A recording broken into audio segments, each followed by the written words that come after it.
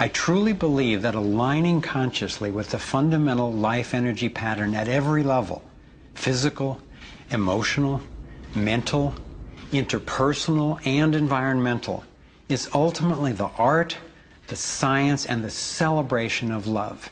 And that's what we're here to learn. The fundamental insight of our interconnectedness changed the way I approach everything. In my own life, I found a practical expression of this philosophy in the modern, nonviolent martial art of Aikido. It offers powerful guidance on how to respond effectively and non-aggressively to the global domination agenda. Morihei Ueshiba, its founder, taught that to practice Aikido one must mimic the movements of atoms and galaxies. Just as free energy technology blends with the toroidal pattern to access unlimited power, Aikido, the way of harmony, blends with the energy of an attacker, redirecting it to peaceful resolution.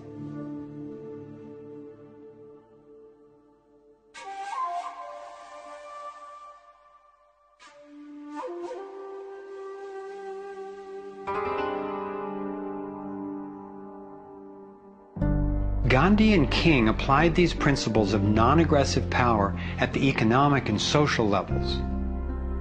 If we respond with violence to the domination agenda, other than in self-defense, it would only continue the old us versus them paradigm and provide an excuse for even more police state measures.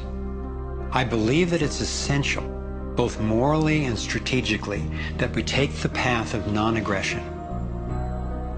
There is another aspect of the Taurus that has profound implications for how we can respond to the challenges before us. It is the absolute stillness, the 0 point, that lies at the center of each toroidal system. I believe that you and I, as well as every other being, are Taurus energy fields, centered by stillness and each connected to one another into the boundless consciousness of a living universe.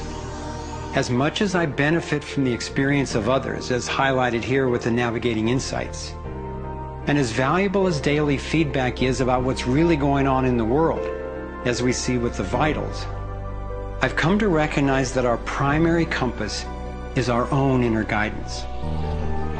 As we learn to quiet the noise and amplify the inner signal, we can better hear the voice that naturally knows and offers wise direction.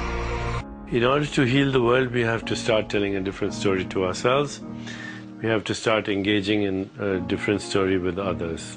It's our collective story that manifests as the world. Humanity is now in a very interesting evolutionary phase in which we move from hostile, aggressive competition, which is the nature of young species, into a more mature mode of cooperation, collaboration. There's no question in this country that money, that capital is being increasingly concentrated in the hands of a few. And those who are so powerful are concentrating it further. But there is a force that's more powerful, and that's the power of the people. When we look at the crises now, it is so easy to fall out of love with life. It is so easy to get pessimistic and desperate.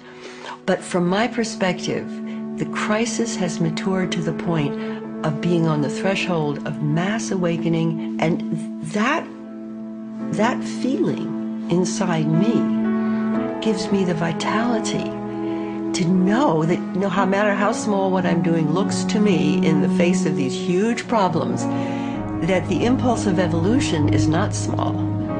And when it's in everybody who's waking up, it's huge.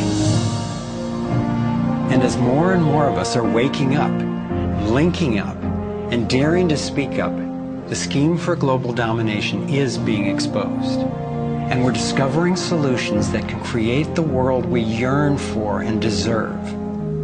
Again and again throughout history, when people have recognized tyranny rearing its cruel head, they've come together and stood up for liberty. I am confident humankind will look back on this period and be proud that when we saw, we acted. Thank you for coming on this journey with us. I'm convinced we have what it takes to thrive. Let's make it happen.